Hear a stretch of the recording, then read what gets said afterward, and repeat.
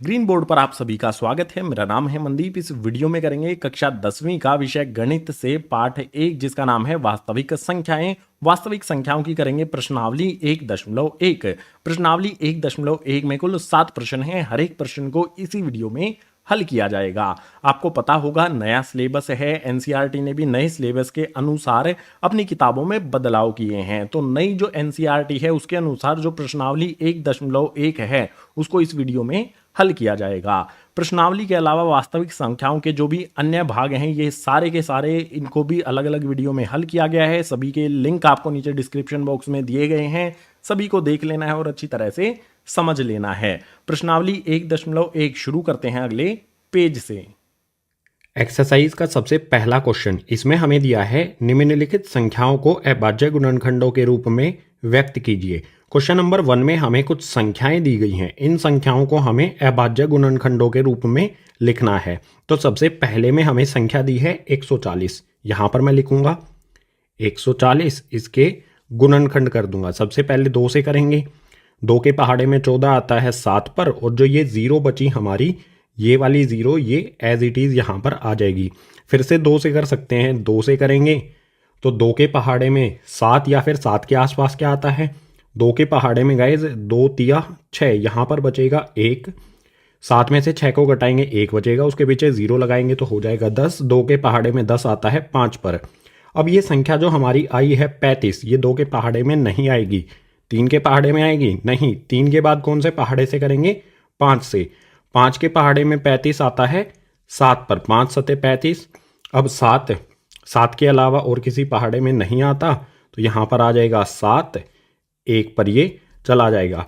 तो जो हमारी ये संख्या है 140, इसके अभाज्य गुणनखंड क्या क्या हैं यहाँ पर आप देख सकते हो। ये सारे इसके अभाज्य गुणनखंड हैं। लिख देंगे इसे इस प्रकार से 2 गुना में 2 गुना में 5 गुना में 7, या फिर हम इसे इस तरह से भी लिख सकते हैं। 2 यहाँ पर कितनी बार आया है? देखो 2 यहाँ पर 2 बार आया है, तो हम 2 पे 2 की पावर लगा देंगे। 2 की पावर 2 लगा देंगे। जितनी बार आएगा उतनी पावर होगी। 2 यहाँ 2 बार आया है तो पावर 2 लग जाएगी। उसके अलावा 5 और 7 एक एक बार आया है, तो इसे इस तरह से ही लिख देंगे 5 गुना में 7। ये हमने लिख दिया 140 के अभाज्य गुणनखंडों के रूप में। बिल्कुल इसी प्रकार से सेकंड वाले में दिया है 156।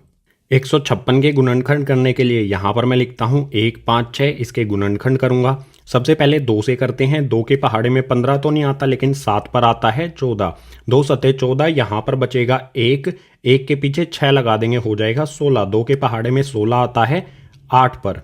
इसके बाद फिर से इसे मैं 2 से करूँगा। 2 के पहाड़े में 3 पर आता है 6। 7 में से 6 को घटाएंगे तो यहाँ पर बचेगा 1, 1 के पीछे 8 लगा देंगे तो हो जाएगा 18। 2 के पहाड़े में 9 पर आएगा 18।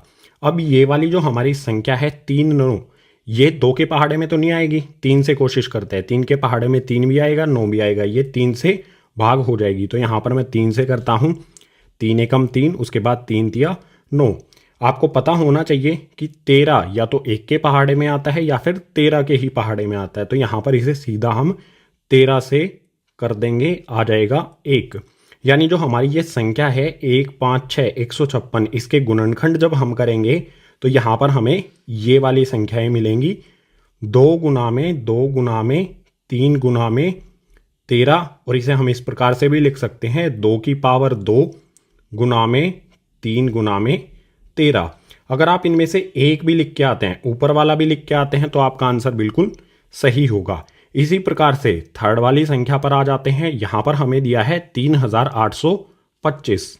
इसके गुणनखंड करने के लिए यहाँ पर मैं लिखता हूँ 3825। ध्यान से देखो, आखिरी में 5 है, तो क्या ये 2 से भाग हो जाएगा? नहीं होगा। 2 से नहीं करेंगे हम, इसे करेंगे 3 से। कोशिश करते हैं 3 से करने की, क्या 3 से होगा?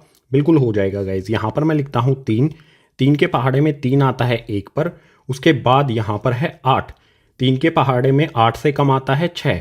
3 दूनी 6, 8 में से 6 को घटाएंगे तो बचेगा यहाँ पर 2। 2 के पीछे 2 लगाएंगे तो हो जाएगा 22। 3 के पहाड़े में 7 पर आता है 21। 22 में से 21 को घटाएंगे तो बचेगा 1। 1 के पीछे 5 लगा देंगे तो हो जाएगा 15। 3 के पहाड़े में 5 पर 3 पंजे हो जाएगा 15। फिर से 3 से हो जाएगा, ये बिल्कुल आसान है। 3 से करेंगे तो 3 चौके 12, उसके बाद 3 दूनी 6, यहाँ पर बचेगा, यहाँ 7 जो है 6 लिया है हमने इसमें से, तो 1 बचा, ये हो जाएगा 15। फिर से यहाँ हो जाएगा 3 पंजे 15। अब ये 425 3 के पहाड़े में नहीं आता, तो इसे 5 से करेंगे। 5 से करने पर क्या आएगा, 3 के पहाड़े में 5 के पहाड़े में 42 तो नहीं आता, लेकिन 40 आता है। कितने पर, 5 अठे 40, बचेगा यहाँ पर 2। 42 में से 40 को घटाएंगे, 2 बचेगा, 2 के पीछे 5 लगा देंगे तो हो जाएगा 25। 5 के पहाड़े में 25 आता है, 5 पर 5 पचे 25। फिर यहाँ पर आ जाएगा 85, इसको भी हम करेंगे 5 से। 5 एकम 5, 8 में से 5 को घटाएंगे तो बचेगा 3, 3 के पीछे 5 लगा देंगे तो हो जाएगा 35। 5 के पहाड़े में 35 आता है 7 पर। हमारी संख्या मिली है हमें 17। 17 या तो 1 के पहाड़े में आएगा या फिर 17 के पहाड़े में आएगा, यानी यहाँ पर 17 को हम 17 से ही करेंगे तो आ जाएगा 1। जो हमारी ये संख्या है 3825, इसके जब हम गुणनखंड करेंगे तो हमें प्राप्त होगा 3 गुना में 3 गुना में 5 गुना में 5 गुना में 17। या फिर हम इसे इस प्रकार से भी लिख सकते हैं, 3 यहाँ पर 2 बार आया है, 3 2 बार आया है और 5 2 बार आया है, तो 3 पे मैं लगा दूंगा पावर 2, गुना में 5 पे भी लगा दूंगा पावर 2 और गुना में आ जाएगा 17। दोनों में से किसी भी एक तरह से हमें इसे लिखना होगा। सो थर्ड पार्ट यहाँ पर हो गया कंप्लीट। क्वेश्चन नंबर 1 के और 2 पार्ट हैं, उनको देखते हैं गाइज नेक्स्ट पेज पर। अब क्वेश्चन नंबर 1 का 4th पार्ट, इसमें हमें संख्या दी है 5005। इसके गुणनखंड करते हैं, यहाँ पर मैंने लिख लिया इसे 5005। देखो इससे खुद से ट्राई करो इसको करने का। क्या ये 2 से भाग हो जाएगा? नहीं होगा। 3 से कोशिश करो, नहीं होगा। ये होगा गाइज 5 से। सबसे पहले 5 से करेंगे तो 5 एकम 5, उसके बाद 2 0 आती हैं, ये दोनों 0 ऐसा की ऐसी यहाँ पर आ जाएंगी, ये आ गई दोनों 0। उसके बाद लास्ट में यहाँ पर फिर से 5 है, तो फिर से यहाँ पर आ जाएगा 5 एकम 5। अब जो हमारी ये संख्या आई है 1001, ये 5 के पहाड़े में नहीं आती, तो इससे आगे हम करेंगे इसे 7 से। 7 से करता हूँ, यहाँ पर लिखा मैंने 7। 7 के पहाड़े में 7 एकम 7, 10 में से हमने इस 10 को लिया, ठीक है। 10 में से 7 को घटाएंगे, बचेगा 3, 3 के पीछे ये वाली 0 लगा देंगे, हो जाएगा 30। 7 के पहाड़े में 28 आता है, 7 चौके 28, 30 था, 28 घटाएंगे 30 में से तो बचेगा 2, 2 के पीछे 1 लगाएंगे तो हो जाएगा 21। 7 के पहाड़े में 21 आता है 3 पर। हमें संख्या मिली 143, ये 7 से भाग नहीं होगी, तो इसके बाद 7 के बाद हम किससे करते हैं? 11 से। यहाँ पर मैंने लिखा 11, 11 एकम 11।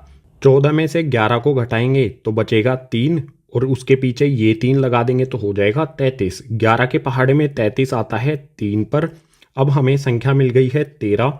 13 को हम करेंगे 13 से। 13 के पहाड़े में 13 आता है 1 पर। ये हमारे गुणनखंड आ गए हैं, अभाज्य गुणनखंड।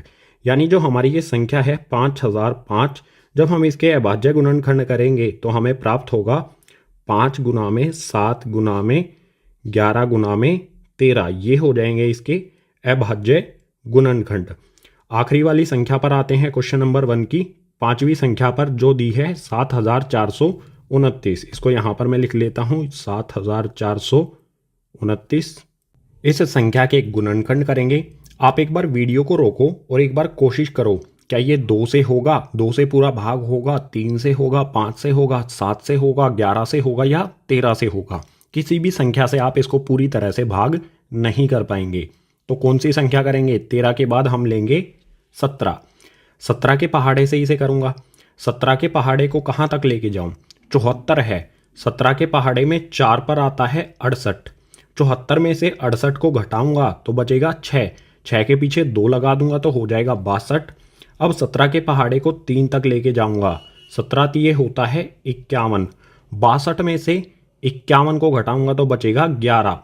11 के पीछे 9 लगा दूंगा तो हो जाएगा 119। 17 के पहाड़े में 7 पर आता है 119। 17 से जब हम इसको भाग कर देंगे तो हमें मिल जाएगा 437। अब क्या ये संख्या दोबारा 17 से होगी? नहीं होगी। हम करेंगे अब इसे 19 से, यहाँ पर मैं लिखता हूँ 19। 19 के पहाड़े को 2 तक लेके जाऊंगा। 19 के पहाड़े में 2 पर आता है 38। इस 43 में से 38 को घटाऊंगा तो बचेगा 5। 5 के पीछे 7 लगा दूंगा, हो जाएगा 57। 19 के पहाड़े में 57 कब आता है? 3 पर। हमें मिल जाएगी संख्या 23 जब हम 437 को 19 से भाग कर देंगे। अब 23 खुद से हमारी एक अभाज्य संख्या है, तो इसको हम 23 से ही करेंगे। 23 को 23 से भाग करेंगे तो आ जाएगा 1। यानी हमारी जो ये संख्या है 7429, इसके जो अभाज्य गुणनखंड हैं वो क्या हो जाएंगे? 17, 19 और 23। इनको इस प्रकार से लिख देंगे 17 गुना में 19 गुना में 23। बिल्कुल आसान हमारा पहले वाला क्वेश्चन हो गया कंप्लीट। हमें बिल्कुल आसान इस तरह से अभाज्य गुणनखंडों के रूप में हमारी संख्याओं को लिखना है। अब क्वेश्चन नंबर 2 को देखते हैं नेक्स्ट पेज पर। अब क्वेश्चन नंबर 2 में हमें दिया है पूर्णांकों के निम्नलिखित युग्मों के HCF और LCM ज्ञात कीजिए तथा इसकी जांच कीजिए कि दो संख्याओं का गुणनफल बराबर HCF गुणा LCM है। हमें इस प्रकार से दो संख्याएं दी गई हैं। इन दोनों संख्याओं का हमें HCF और LCM ज्ञात करना है, निकालना है और ये भी जांच करनी है कि दोनों संख्याओं का गुणनफल यानी कि इन दोनों संख्याओं को जब एक दूसरे से गुना किया जाएगा तो ये बराबर होगा HCF गुना में LCM के। क्वेश्चन नंबर 2 के कुल 3 भाग हैं। इसमें पहले भाग में हमें दिया है दो संख्याएं 26 और 91। इनका हल प्रारंभ होता है यहाँ से। सबसे पहले HCF और LCM निकालेंगे। दोनों संख्याओं को लिख लेंगे इस प्रकार से 26 और 91। सबसे पहले क्या करना होगा? HCF और LCM निकालने के लिए गुणनखंड करने होंगे इन दोनों संख्याओं के। 26 का गुणनखंड करेंगे इस प्रकार से आप कर सकते हो। 2 से करेंगे तो ये जाएगा 13 पर, उसके बाद 13 से करेंगे तो आ जाएगा 1। 26 के गुणनखंड हो जाएंगे 2 और 13। बिल्कुल इसी प्रकार से हमारी दूसरी संख्या 91 है, इसके भी गुणनखंड करेंगे। 7 से करेंगे, 7 एकम 7, बचेगा यहाँ पर 2। 2 के पीछे 1 लगाएंगे तो हो जाएगा 21। 7 के पहाड़े में 21 आता है 3 पर। फिर यहाँ 13 से करेंगे तो आ जाएगा 1। जो हमारी दूसरी संख्या 91 है इसके गुणनखंड हो जाएंगे हमारे 7 और 13। अब बात आती है HCF क्या होगा। हमारी जो ये दोनों संख्याएं हैं इनका HCF क्या होगा, यहाँ पर लिख लेंगे HCF ब्रैकेट के अंदर हमारी दोनों संख्याएं लिख लेंगे 26 और 91। इनका HCF क्या होगा गाइस? देखो बिल्कुल आसान बात है। यहाँ पर जो संख्या दोनों में आती है, 2 ऊपर आता है नीचे नहीं आता है तो 2 को हटा देंगे। 7 नीचे आता है ऊपर नहीं आता है तो 7 को भी हटा देंगे। ऐसी संख्या कौन सी है जो इन दोनों में आती है? यहाँ पर देखो 13, यहाँ पर भी 13।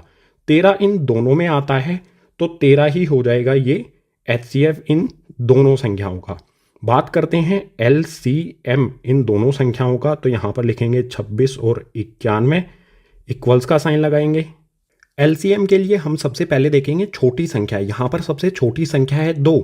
2 सबसे ज़्यादा कितनी बार आया है? एक ही बार आया है, तो यहाँ पर मैं लिख लूँगा 2। इसके बाद 2 से बड़ी संख्या कौन सी है? 7। 7 सबसे ज़्यादा बार कितनी बार आया है? एक बार, तो यहाँ पर लिख लेंगे गुना में 7। इसके बाद अगली संख्या देखो, 7 से बड़ी संख्या है 13। एक बार यहाँ आई है, एक बार यहाँ आई है। सबसे ज़्यादा कहाँ पर है? ऊपर वाले में भी एक बार है, नीचे वाले में भी एक बार है, दोनों में बराबर है तो किसी का भी लिख लो। या तो ऊपर वाले का 13 लिख लेंगे या फिर नीचे वाले का 13 लिख लेंगे। यानी सबसे ज़्यादा बार जहाँ आएगी वो लिखेंगे। अगर बराबर है तो इन दोनों में से किसी एक को लिख लेंगे। तो यहाँ पर लिख लेता हूँ मैं एक बार 13। अब गुना करेंगे, 2 को 7 से गुना करूँगा हो जाएगा 14। 14 को 13 से गुना करूँगा तो यह आ जाएगा 182 और यही हो जाएगा इन दोनों संख्याओं का LCM। अब हमें ये भी जांच करनी है कि दो संख्याओं का गुणनफल बराबर हो HCF गुना LCM के। तो सबसे पहले यहाँ पर मैं क्या करता हूँ, HCF गुना में LCM, जो हमारा HCF आया है और LCM आया है इन दोनों को गुना करता हूँ। HCF 13 है और LCM 182 है। गुना करते हैं, यहाँ पर मैंने गुना किया 13 गुना में 182। आप बिना कैलकुलेटर का यूज़ करके इसे गुना करो और यहाँ पर लिखो कितना आएगा गुना करने पर, 2366। इसके बाद हमारी जो ये दो संख्याएं हैं इनको भी हमें गुना करना है। तो यहाँ पर मैं लिखता हूँ फर्स्ट यानी कि पहली संख्या गुना में सेकंड यानी कि हमारी दूसरी संख्या। इन दोनों को गुना करेंगे। फर्स्ट संख्या क्या है हमारी 26 और सेकंड है 91। तो यहाँ पर लिखता हूँ 26 गुना में 91। तो ये किसके बराबर होगा? 26 को 91 से गुना करेंगे तो भी हमारा यही आएगा 2366।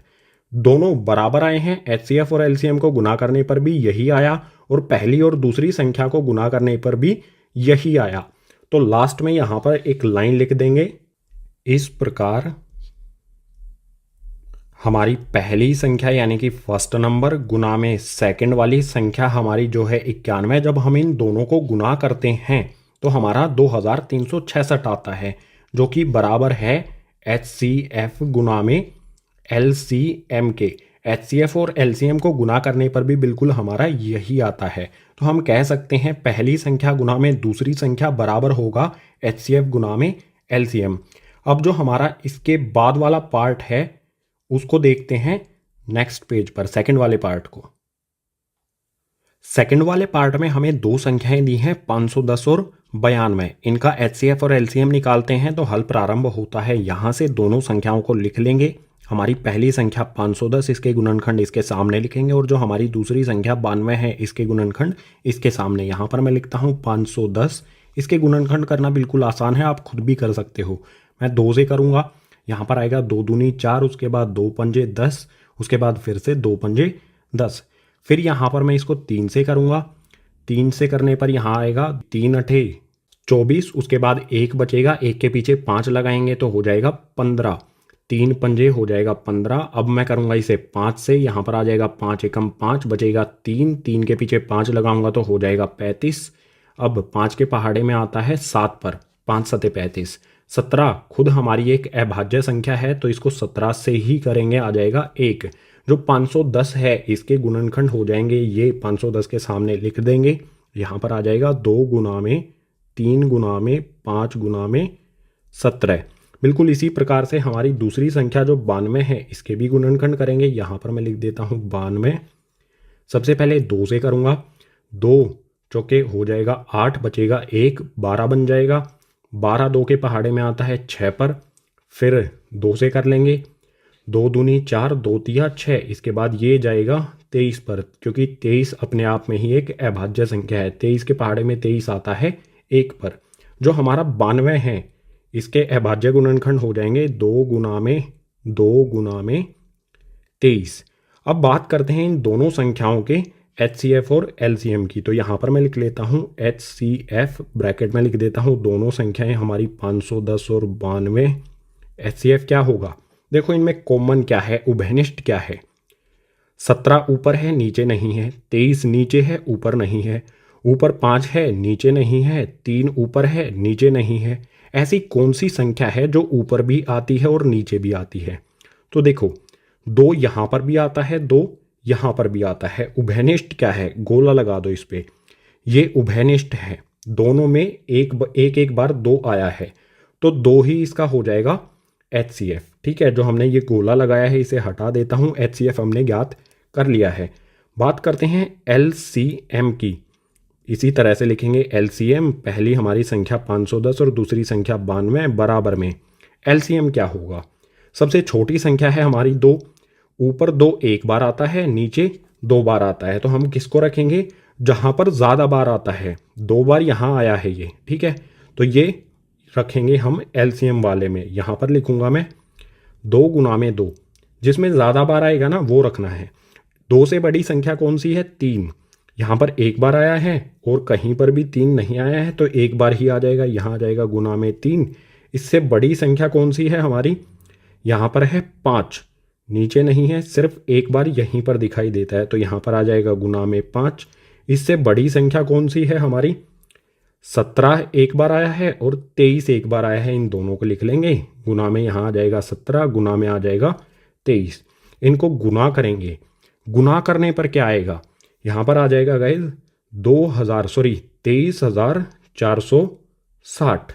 ये आ जाएगा LCM इन दोनों संख्याओं 510 और 92 का।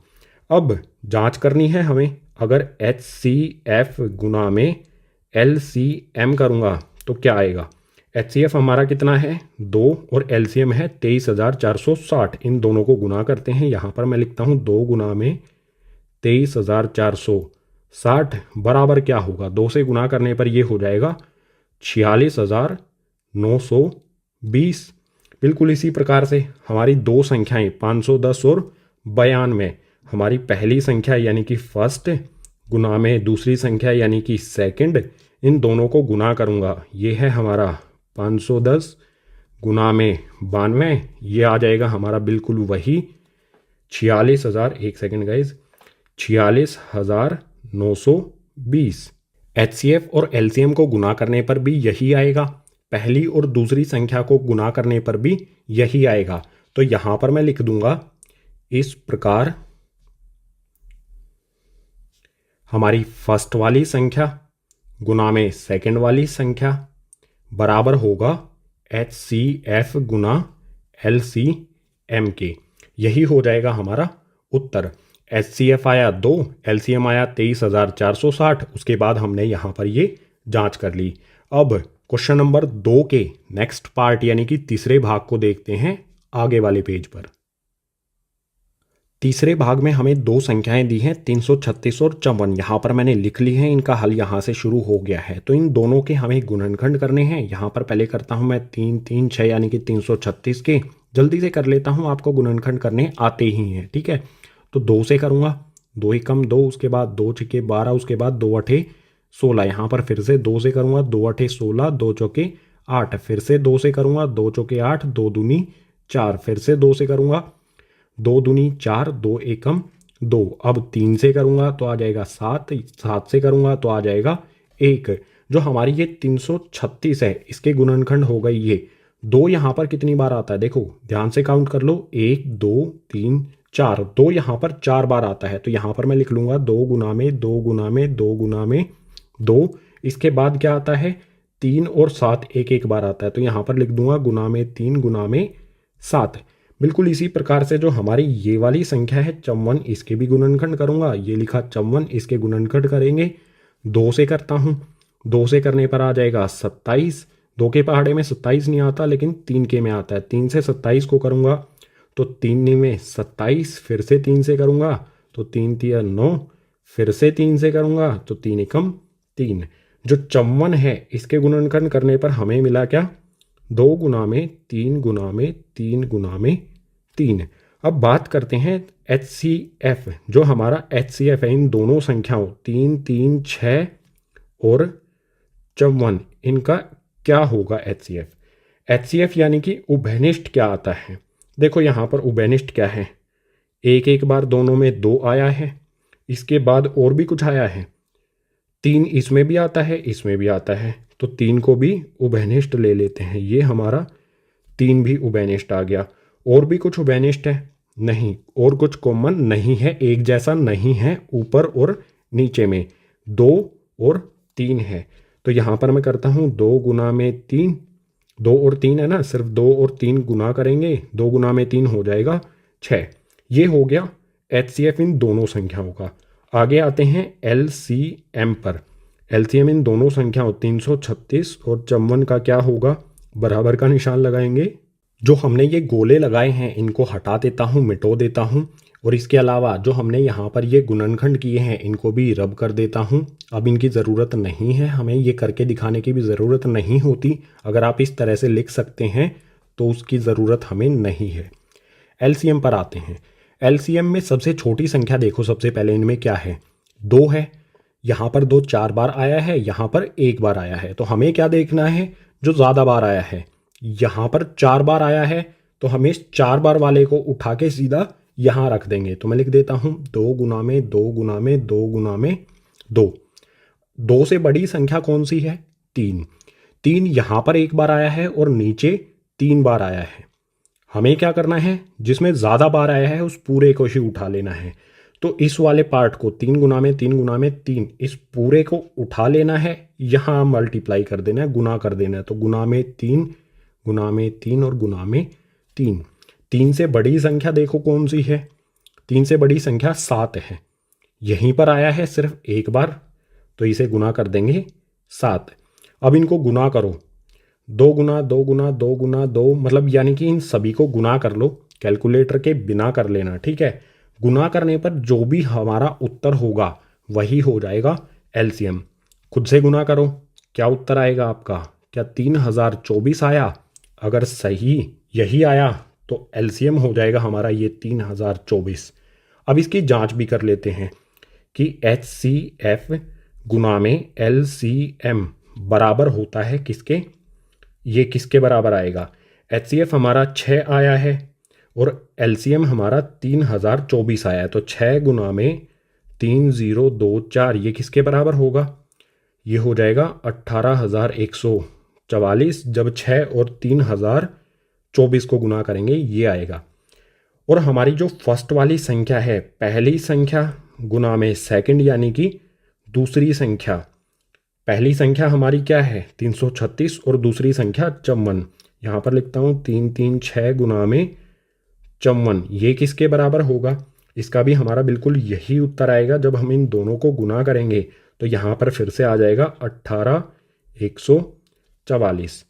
यहाँ पर देखो HCF और LCM को गुना किया तो भी ये आएगा 18,144। पहली और दूसरी संख्या को गुना किया तो भी 18,144। यानी मैं यहाँ पर कह सकता हूँ कि HCF गुना में LCM बराबर होगा हमारी फर्स्ट यानी कि पहली संख्या गुना में सेकंड यानी कि दूसरी संख्या। ये हमें जांच करनी थी। हमने HCF निकाल लिया 6, LCM निकाल लिया 3024 और जांच यहाँ पर हमने कर ली। जब HCF और LCM को गुना करते हैं तो भी यही आता है, फर्स्ट और सेकंड जो हमारी ये टर्म है, हमारी जो संख्याएं हैं, तब गुना करते हैं तो भी हमारा बिल्कुल वही आता है। सो गाइस, क्वेश्चन नंबर 2 इसी के साथ हो गया कंप्लीट। अब क्वेश्चन नंबर 3 को देखते हैं नेक्स्ट पेज पर। अब क्वेश्चन नंबर 3 में दिया है अभाज्य गुणनखंड विधि द्वारा निम्नलिखित पूर्णांकों के LCM और HCF ज्ञात कीजिए। जो भी हमें यहाँ पर ये संख्याएं दी गई हैं इनका हमें LCM और HCF निकालना है अभाज्य गुणनखंड विधि का इस्तेमाल करके। सो फर्स्ट पार्ट में यहाँ पर हमें संख्या दी है 12, 15 और 21, 3 संख्याएं हैं। इनका LCM और HCF निकालते हैं। हल शुरू होता है यहाँ से। तीनों संख्याओं को लिख लेंगे इस तरह से, 12 आ गया, 15 लिख लिया और इसके बाद तीसरी संख्या आ गई हमारी 21। तीनों संख्याओं के हमें अभाज्य गुणनखंड करने हैं। सिंपल जैसे गुणनखंड करते हैं वही करना है, ठीक है। यहाँ पर लिख लो, ये हमारी संख्या 12, 2 से करेंगे 6 पे, 2 से करेंगे 3 पे, 3 से करेंगे आ जाएगा 1। 12 के गुणनखंड हो गए 2 गुना में 2 गुना में 3। बिल्कुल इसी तरह से 15 जो हमारी संख्या है इसके भी गुणनखंड करेंगे। 3 से करेंगे 5 पर जाएगा, 5 से करेंगे 1 पर जाएगा। 15 के गुणनखंड हो जाएंगे 3 गुना में 5। बिल्कुल इसी प्रकार से जो हमारी ये संख्या है 21, इसके गुणनखंड भी हो जाएंगे 3 गुना में 7। आप इस तरह से करके देख सकते हैं। 21 के गुणनखंड हो गए 3 से 7 पर, उसके बाद 7 से 1 पर। गुणनखंड करने के बाद HCF क्या होगा? सबसे पहले लिखेंगे यहाँ पर HCF, ब्रैकेट लगा के अपनी तीनों संख्याएं लिख देंगे, 12, 15 और हमारी तीसरी संख्या क्या है 21। इन तीनों का HCF क्या होगा?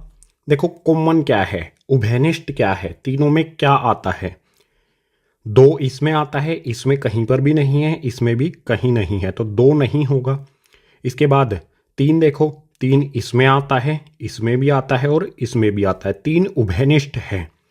3 के अलावा 5 देखो, 5 इसमें है, ऊपर वाले में नहीं है, 7 इसमें है, इन ऊपर वाले दोनों में नहीं है। तो उभयनिष्ठ क्या है उसको गोला कर लो। ये हमारी संख्याएं जो हैं ये उभयनिष्ठ हैं। कौन कौन सी? सभी में 3 3 3 एक एक बार आता है। तो HCF भी इन संख्याओं का हो जाएगा 3। जो उभयनिष्ठ होगा वही HCF होगा। बिल्कुल इसी प्रकार से LCM निकालेंगे। यहाँ पर मैं लिखता हूँ LCM, तीनों संख्याएं लिख लेंगे, 12, 15 और हमारी तीसरी वाली संख्या 21। इसका LCM क्या होगा? मैंने आपको बताया था LCM निकालते समय हमें ज़्यादा बार क्या आया है ये देखना होता है। सबसे पहले छोटी संख्या होती है हमारी 2। 2 सबसे ज़्यादा बार किस में आया है? इसमें आया है 2 बार। तो इस पूरे को उठा लो, 2 गुना में 2, इसको उठा के सीधा हम यहाँ पर लिख देंगे। लिख देता हूँ 2 गुना में 2। बिल्कुल इसी तरह से 3 पे आएंगे, 3 एक बार इसमें आया, एक बार इसमें आया, एक बार इसमें आया, सब में एक एक बार आता है। तो किसी एक का उठा लेंगे, या तो हम ये वाला उठा लेंगे या ये वाला, किसी भी एक में से, क्योंकि सब में बराबर बराबर एक बार ही आता है। तो यहाँ पर लिख देता हूँ गुना में 3। बिल्कुल इसी तरह से 5 एक बार आया है और 7 भी एक बार आया है, तो एक बार यहाँ पर आ जाएगा 5 गुना में और एक बार आ जाएगा 7। गुना कर लेंगे इन सभी को, बिल्कुल आसान है गुना करना। 2 को 2 से गुना करेंगे 4, 4 को 3 से गुना करेंगे 12, 12 को 5 से गुना करेंगे 60, 60 को 7 से गुना करेंगे तो ये हो जाएगा 420। यही हो जाएगा हमारा एलसीएम। एचसीएफ हमने निकाला 3 और एलसीएम हमने निकाला 420। अब क्वेश्चन नंबर 3 यानी कि प्रश्न संख्या 3 के दूसरे भाग को देखते हैं, दूसरे वाले पार्ट को देखते हैं नेक्स्ट पेज पर। दूसरे भाग में हमें 3 संख्याएं दी गई हैं 17, 23 और 29। इनको इस प्रकार से लिखेंगे, यह आ गया हमारा 17, यह आ गया हमारा यहाँ पर 23 और इसके बाद आ जाएगा हमारा 29। इस 2 को मिटो के मैं अच्छी तरह से लिख देता हूँ। ये मैंने 2 को हटाया, ये लिख दिया 2, अच्छी तरह से लिख दिया। 17, 23 और 29 के गुणनखंड क्या होंगे करके देख लो, आप खुद से पता चलेगा आपको। 17 के गुणनखंड करूँगा, 17 ना तो 2 के पहाड़े में आएगा, ना 3 के पहाड़े में आएगा, ना 5 के में आएगा, ना 7 के में आएगा, ना 11 के में आएगा, ना 13 के में आएगा। 17 सिर्फ 17 के पहाड़े में आता है। तो 17 से 17 को करेंगे 1 पर, यानी 17 का गुणनखंड 17 होगा, 23 का गुणनखंड 23 होगा और 29 भी किसी के पहाड़े में नहीं आएगा, सिर्फ 29 के पहाड़े में ही आएगा। तो इसका हो जाएगा गुणनखंड 29। बात करते हैं इन तीनों संख्याओं के। ये हमने गुणनखंड कर लिए। इन तीनों संख्याओं का एचसीएफ क्या होगा, ये लिखता हूं मैं एचसीएफ। तीनों संख्याएं लिख लेता हूं 17, 23 और हमारी तीसरी वाली संख्या 29। इसका एचसीएफ क्या होगा? कुछ भी उभयनिष्ठ यानी कि कॉमन नहीं है। यहाँ पर 17 है, यहाँ पर 23, यहाँ पर 29, कुछ भी कॉमन नहीं है। कुछ भी ऐसी चीज नहीं है जो इसमें भी आती हो, इसमें भी आती हो और इसमें भी आती हो। तो इस कंडीशन में, इस स्थिति में एचसीएफ होगा हमारा 1। ठीक है, एलसीएम पर आ जाते हैं। ये लिखा मैंने एलसीएम। एलसीएम 17, 23 और हमारी तीसरी वाली संख्या 29 का क्या होगा? एलसीएम में मैंने क्या कहा था, हमें हमेशा छोटी संख्या से शुरू करना है। सबसे छोटी संख्या है 17, यहीं पर आता है एक बार, तो यहाँ लिख लूँगा मैं 17। गुना में इससे बड़ी वाली संख्या यहाँ पर है 23, ये भी एक बार यहीं पर आती है, तो इसको लिख देंगे गुना में 23। इसके बाद गुना में 29, क्योंकि 29 भी यहाँ एक ही बार आया है, तो यह आ जाएगा हमारा 29। 17, 23 और 29, इन तीनों को गुना करो। गुना करने पर क्या आएगा? 11,339, 11,339। ये हो गया एचसीएफ, सॉरी एलसीएम। ये हो गया एलसीएम और एचसीएफ हमारा आ गया 1। अब क्वेश्चन नंबर 3 के लास्ट यानी कि थर्ड पार्ट को देखते हैं नेक्स्ट पेज पर। प्रश्न संख्या 3 के तीसरे पार्ट में हमें 3 संख्याएं दी हैं 8, 9 और 25। इन तीनों का एलसीएम और एचसीएफ दोनों निकालते हैं। फटाफट से इनके करते हैं हम गुणनखंड। 8 का गुणनखंड क्या होगा? यहाँ पर मैं लिखता हूँ 8, इसके गुणनखंड करता हूँ 2 से 4 पर, फिर से 2 से करूँगा 2 पर, फिर से 2 से करूँगा तो आ जाएगा 1। 8 के गुणनखंड हो गए 2 गुना में 2 गुना में 2। बिल्कुल इसी तरह से 9 लिखता हूँ। 9 के गुणनखंड क्या होंगे? ये लिखा मैंने 9। आसान है ना गुणनखंड करना। 3 से करेंगे 3 पर, फिर से 3 से करेंगे 1 पर। 9 के गुणनखंड हो जाएंगे 3 गुना में 3। बिल्कुल इसी तरह से आप 25 के गुणनखंड खुद से कर सकते हो। यहाँ पर लिखेंगे 25, 5 से करूँगा 5 पर, फिर से 5 से करूँगा 1 पर। 25 के गुणनखंड हो जाएंगे 5 गुना में 5। बात करते हैं एचसीएफ की। एचसीएफ क्या होगा? वीडियो को रोक के नीचे कमेंट करके बताओ। एचसीएफ यहाँ पर मैं लिखता हूँ 8, दूसरी संख्या 9 और तीसरी संख्या हमारी 25। इन तीनों का एचसीएफ क्या होगा? बताओ गाइज, कमेंट कर दो। यहाँ पर कुछ भी कॉमन नहीं है, कुछ भी उभयनिष्ठ नहीं है। 2 इसमें आता है, इन दोनों में नहीं आता। 3 इसमें आता है, ऊपर वाले और नीचे वाले में नहीं आता। 5 इसमें आता है, ऊपर वाले दोनों में नहीं आता। यानी कुछ भी ऐसा नहीं है जो इन तीनों में आए। तो इस कंडीशन में एचसीएफ होता है 1। आते हैं एलसीएम पर। यहाँ पर लिखा मैंने एलसीएम, सीधा 8, 9 और हमारी तीसरी वाली संख्या 25, इनका एलसीएम कितना होगा? आसान है ना बिल्कुल। सबसे ज़्यादा बार 2 यहाँ पर आता है तो इस पूरे को उठा लेंगे, सबसे ज़्यादा 3 यहाँ पर आता है तो इस भी पूरे को उठा लेंगे, और सबसे ज़्यादा 5 यहाँ पर आता है, इसको भी उठा लेंगे। इससे पहले इसको हटा देता हूँ मैं। एलसीएम कितना होगा हमारा? यहाँ पर लिखूंगा मैं 2 गुना में 2 गुना में 2। 3 बार तो 2 आया है, सबसे ज़्यादा बार यहाँ पर। इसके बाद गुना में आ जाएगा 3 गुना में 3 और गुना में 5 गुना में 5। आसान तरीका बताऊँ आपको, देखो 2 को 5 से गुना करेंगे 10, फिर से 2 से 5 को गुना करेंगे 10, 10 को 10 से गुना करेंगे 100 हो जाएगा। ठीक है, मतलब हमने 2 को 2 से गुना किया 4, 4 पंजे हो गया 20, 20 को 5 से गुना कर दिया 100। आगे वाली 2 संख्याएं और पीछे वाली 2 संख्याएं, इनको गुना करने पर हमारा 100 आ गया। बची हुई ये 3 संख्याएं हैं, इनको गुना कर लो। 2 को 3 से गुना करूंगा 6, 6 को 3 से गुना करूंगा 18, 18 इनको और इनको गुना करने पर 100 आया था। 18 और 100 को गुना करूंगा तो यहाँ आ जाएगा 1800, यानी कि 1800। ये एलसीएम हो जाएगा हमारे इन तीनों संख्याओं का। एलसीएम 1800 और एचसीएफ आ जाएगा 1। क्वेश्चन नंबर 3 हो गया कंप्लीट। क्वेश्चन नंबर 4 को देखते हैं गाइज नेक्स्ट पेज पर। क्वेश्चन नंबर 4, इसे पढ़ते नहीं है, सीधा समझते हैं। यहां पर हमें एचसीएफ दिया गया है 306 और 657 का। एचसीएफ कितना है इन दोनों संख्याओं का? 9। ये हमें दिया है। हमें क्या करना है? एलसीएम ज्ञात करना है इन्हीं दोनों संख्याओं का। इन्हीं दोनों संख्याओं का एलसीएम क्या होगा ये हमें बताना है। तो तरीका क्या होगा?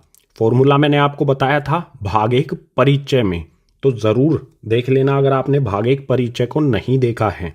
लिंक आपको नीचे डिस्क्रिप्शन बॉक्स में मिल जाएगा। फॉर्मूला क्या था गाइज?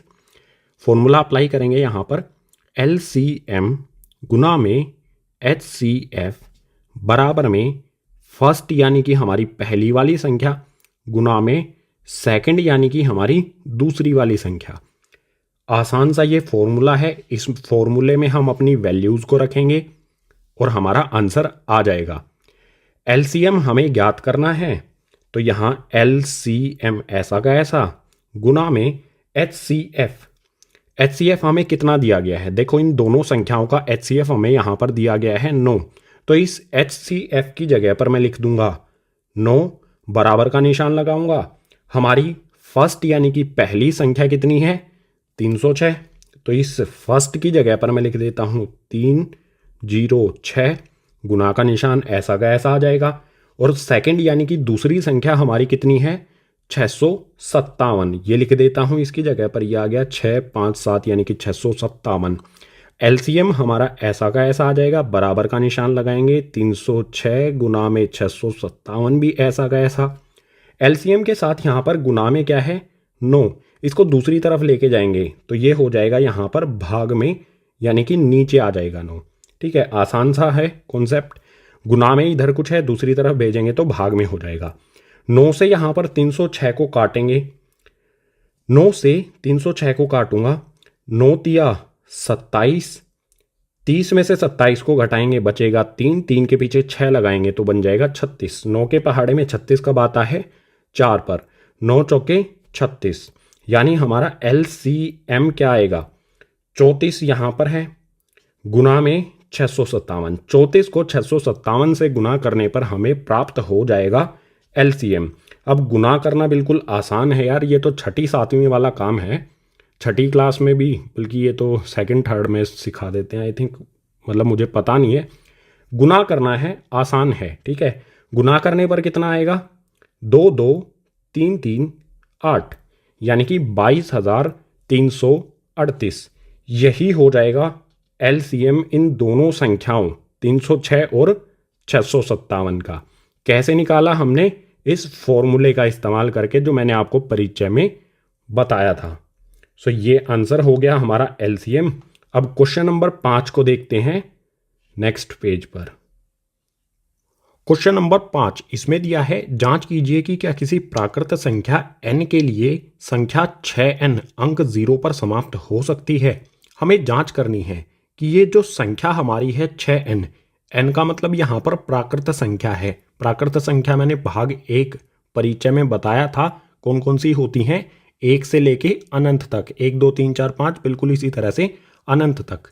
तो ये हमारी एक संख्या है 6n, ये कभी 0 अंक पर समाप्त होगी, 0 अंक पर समाप्त हो सकती है क्या, ये हमें बताना है।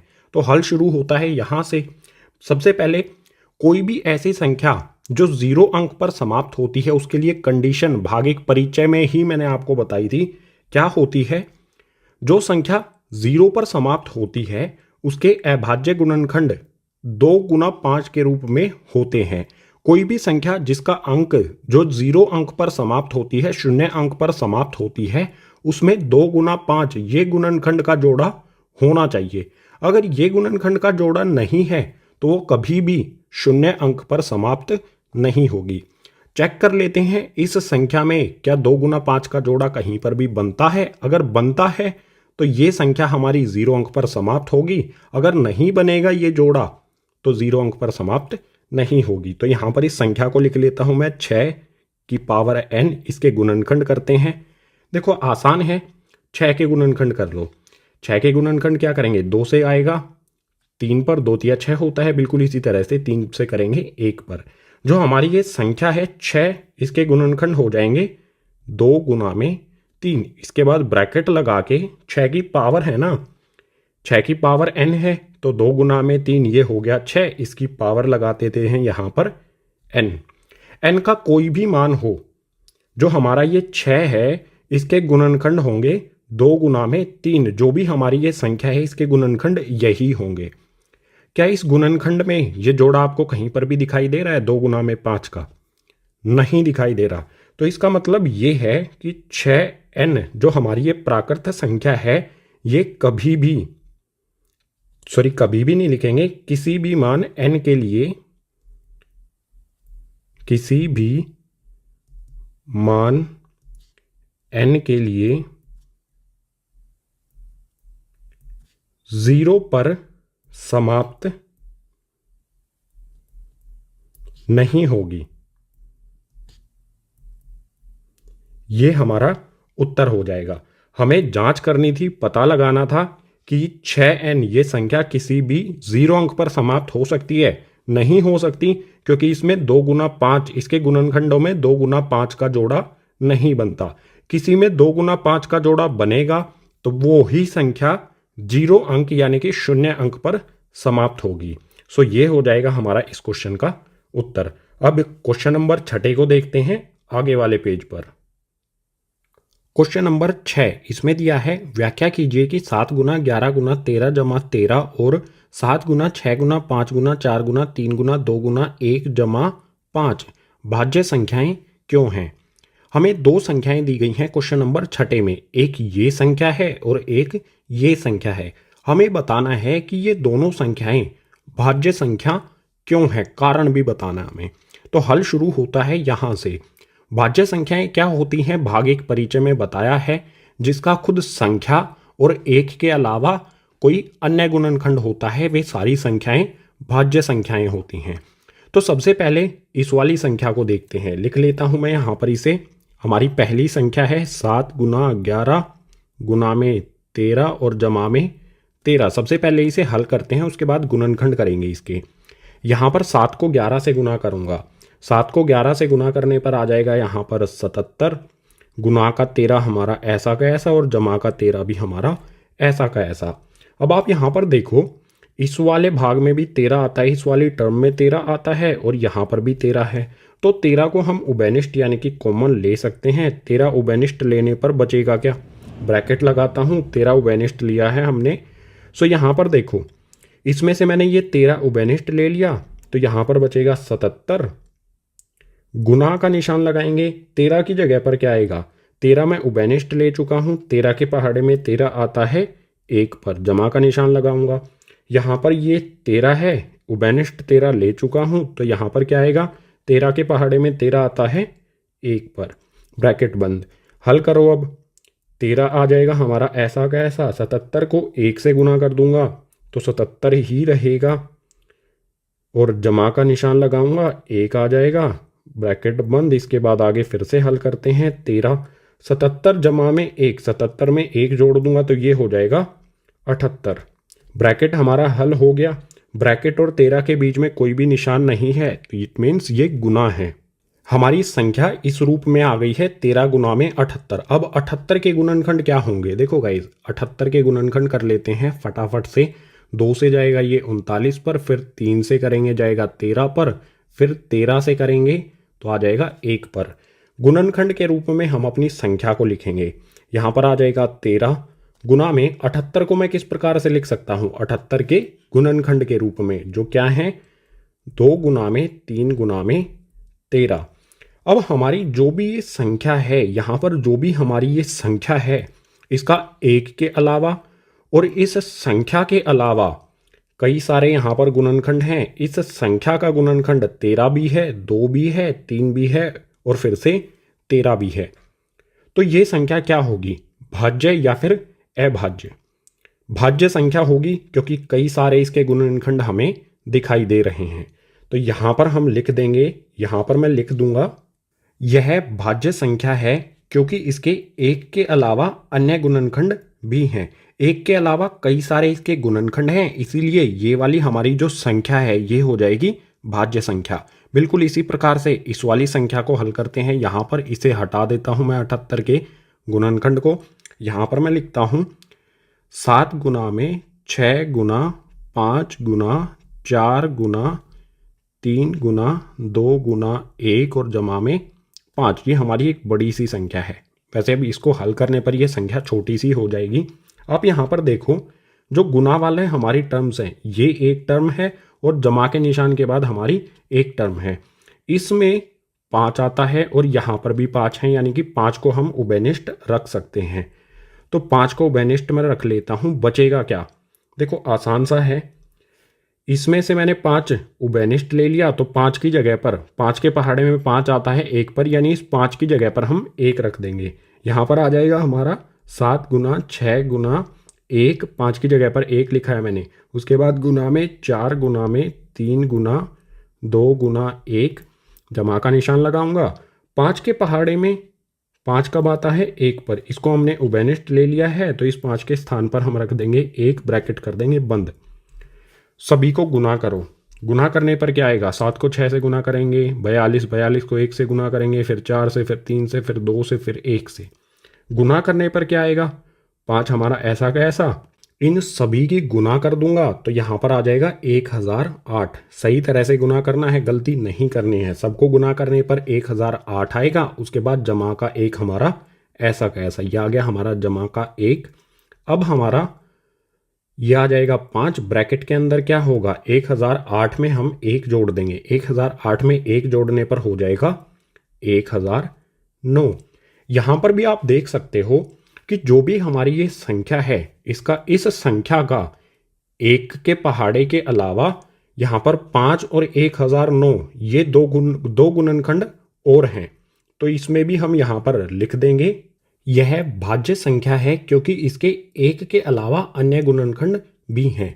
हमारी दूसरी वाली संख्या ये भी भाज्य संख्या है, क्योंकि 1 के अलावा इसका 5 भी गुणनखंड है और 1009 भी इसी संख्या, हमारी इस वाली संख्या का गुणनखंड है।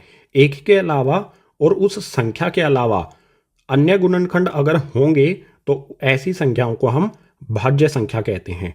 तो इन दोनों संख्याओं के यहाँ पर 1 के अलावा और इस संख्या के अलावा कई सारे गुणनखंड यहाँ पर भी हैं और यहाँ पर भी हैं। तो ये दोनों संख्याएं हो जाएंगी हमारी भाज्य संख्याएं। अब आखिरी यानी कि क्वेश्चन नंबर 7, इसमें दिया है किसी खेल के मैदान के चारों ओर एक वृत्ताकार पथ है। इस मैदान का एक चक्कर लगाने में सोनिया को 18 मिनट लगते हैं, जबकि इसी मैदान का एक चक्कर लगाने में रवि को 12 मिनट लगते हैं। मान लीजिए वे दोनों एक ही स्थान और एक ही समय पर चलना प्रारंभ करके एक ही दिशा में चलते हैं। कितने समय बाद वे पुनः प्रारंभिक स्थान पर मिलेंगे? क्वेश्चन थोड़ा सा लंबा है, तो इसे इस आकृति से समझ लेते हैं। एक खेल का मैदान है, उसके चारों ओर एक पथ यानी कि रास्ता है वृत्ताकार यानी गोलाकार। इस गोलाकार वृत्ताकार पथ का एक चक्कर लगाने में सोनिया को 18 मिनट लगते हैं और इसी पथ का चक्कर लगाने में रवि को 12 मिनट लगते हैं। रवि और सोनिया एक ही स्थान से एक ही दिशा में एक ही समय पर, मान लीजिए इस स्थान से दोनों ऊपर की ओर इस दिशा में एक ही समय पर वे निकलते हैं, तो हमें बताना है कि वे इसे प्रारंभिक स्थान कहा गया है, जहां से वे चलना शुरू करते हैं उसी स्थान पर वे कितनी देर बाद एक दूसरे को मिलेंगे, कितनी देर बाद वो एक दूसरे से उनकी मुलाकात होगी इसी प्रारंभिक स्थान पर। तो यहां पर हमें दो संख्याएं दी हैं। देखो, सोनिया को 18 मिनट लगते हैं, रवि को 12 मिनट लगती हैं। 18 और 12 का हम एलसीएम निकाल लेंगे। वो एलसीएम ही वो समय होगा जब वो एक दूसरे से प्रारंभिक यानी कि इस स्थान पर एक दूसरे से दोबारा मिलेंगे। तो यहां पर दो संख्याएं हैं हमारी, लिख लेता हूं। ये है 18 और ये है हमारा 12। 18 का हम एलसीएम गुणनखंड करेंगे। 18 के गुणनखंड क्या होंगे? 2 गुना में 3 गुना में 3। 12 के गुणनखंड क्या होंगे? 2 गुना में 2 गुना में 3। गुणनखंड करना आसान है, आप इस तरह से 12 और 18 के गुणनखंड कर सकते हैं। उत्तर हमारा, गुणनखंड हमारे यही आएंगे। ठीक है, अब बात करते हैं एलसीएम की। इन दोनों संख्याओं 18 और 12 का एलसीएम क्या होगा? बिल्कुल आसान है। सबसे पहले देखो, छोटी संख्या कौन सी है गुणनखंडों में? 2। 2 के यहाँ पर एक बार आया है, यहाँ पर 2 बार आया है 2। जहां भी ज्यादा होता है उसको उठाना है हमें। 2 यहाँ पर 2 बार आया है तो इस पूरे को हम उठा लेंगे। 2 गुना में 2 को उठा के यहाँ लिख देंगे। ये लिख देता हूं मैं 2 गुना में 2। बिल्कुल इसी तरह से 2 से बड़ा गुणनखंड कौन सा है? 3। 3 यहाँ पर 2 बार आया है और यहाँ पर 1 बार आया। हमें हमेशा एलसीएम निकालते समय ज्यादा वाला देखना है। ज्यादा 3 यहाँ पर आया है, ज्यादा बार 3 यहाँ पर आया है, तो इस पूरे को उठा के 3 गुना 3 को उठा के हम यहाँ गुना कर देंगे। तो यहाँ लिख दूंगा गुना में 3, फिर से गुना में 3। एलसीएम कितना आएगा? आसान है गुना करना। 2 को 2 से गुना करेंगे तो हो जाएगा 4, 4 को 3 से गुना करेंगे तो हो जाएगा 12, 12 को 3 से गुना करेंगे तो हो जाएगा 36। मिनट भी लिख देंगे। दोनों एक दूसरे से दोबारा जब वे चलना शुरू कर देते हैं उसके बाद वे दोबारा इसी स्थान, प्रारंभिक स्थान पर एक दूसरे से कब मिलते हैं? 36 मिनट बाद। यही हो जाएगा क्वेश्चन नंबर 7 का हमारा उत्तर। प्रश्न 7 के साथ प्रश्नावली 1.1 हो जाती है कंप्लीट। उम्मीद करूंगा सभी के सभी प्रश्न आपको समझ आए होंगे। अगर आए हैं तो वीडियो को लाइक कर देना, अपने क्लासमेट्स के साथ शेयर कर देना। जितने भी नए विद्यार्थी हैं चैनल को सब्सक्राइब कर देना। कक्षा 10वीं से रिलेटेड जो भी एजुकेशनल कंटेंट है, वीडियोज हैं, इसी तरह से चैनल पर आती रहेंगी। इसके अलावा पाठ 1 के जो भी अन्य भाग हैं, अन्य प्रश्नावलियां हैं, ये सारी की सारी इन सभी को अलग अलग वीडियो में हल किया गया है। सभी के लिंक आपको नीचे डिस्क्रिप्शन बॉक्स में दिए गए हैं। सभी को देख लेना और अच्छी तरह से समझ लेना। इस वीडियो में इतना ही। मिलता हूं आपसे इसी तरह की नेक्स्ट एजुकेशनल वीडियो में।